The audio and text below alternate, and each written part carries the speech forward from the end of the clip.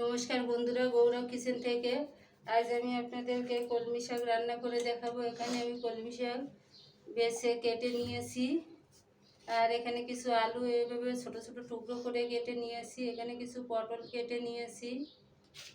আর এই কলমি শাক পটল আলু রান্না করার জন্য আমার কি লাগছে দেখুন। এখানে আমি একটা শুকনো চাল আর কালো জিরা নিয়েছি, আর কাঁচা চাল কেটে নিয়েছি।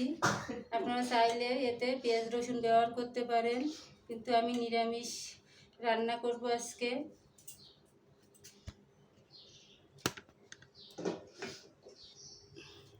বন্ধুরা দেখুন, আমার তেলটা গরম হয়ে গেছে। এখন আমি শুকনো চাল কেটে দেব।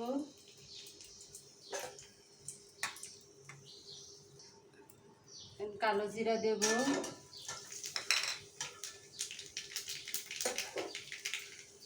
আলুগুলো দিয়ে দেব,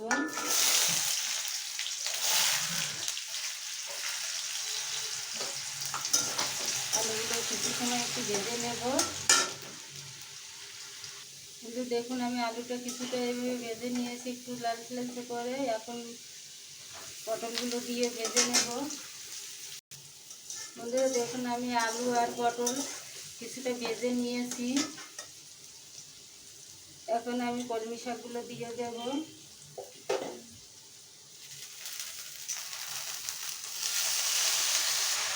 কাঁচা ঝালকাটা দেব, পরিমাণ মতো লবণ, হলুদ গুঁড়ি,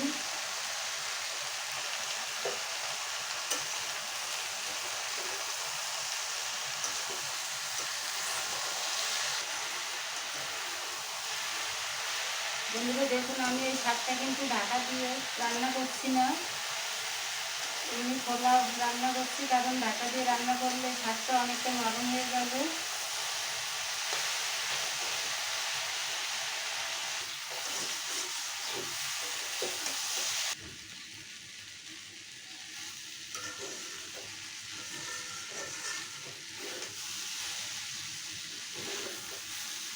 বন্ধুরা দেখুন, আমার শাকটা কমে কতটা হয়ে গেছে। বন্ধুরা, আমার এই কলমি শাক পটল আলু দিয়ে এই রেসিপিটি যদি আপনাদের কাছে ভালো লেগে থাকে, প্লিজ আমাকে লাইক কমেন্ট এবং শেয়ার করবেন, আর পাশে থাকা বেল আইকনটি চাপ দেবেন। আর যারা আমার চ্যানেলের নতুন সদস্য, প্লিজ আমার চ্যানেলটিকে সাবস্ক্রাইব করবেন। আমি এভাবে আরও কিছুক্ষণ ভেজে নেব।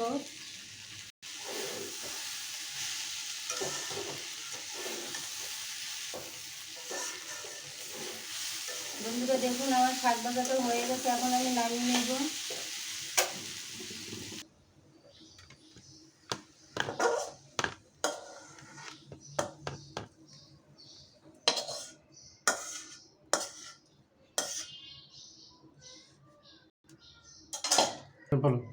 বন্ধুরা দেখুন, তৈরি হয়ে গেল আমার আলু পটল দিয়ে কলমি শাক ভাজা রেসিপি।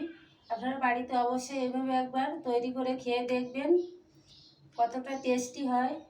আর আজ আমি এতে পেঁয়াজ রসুন ব্যবহার করিনি, কারণ আজকে আমরা নিরামিষ খাবো। তাই আপনারা এতে পেঁয়াজ রসুন ব্যবহার করে রান্না করতে পারেন। আর আমার এই রেসিপিটি কেমন হলো প্লিজ আমাকে কমেন্ট করে জানাবেন, আর আমার চ্যানেলটিকে সাবস্ক্রাইব করবেন।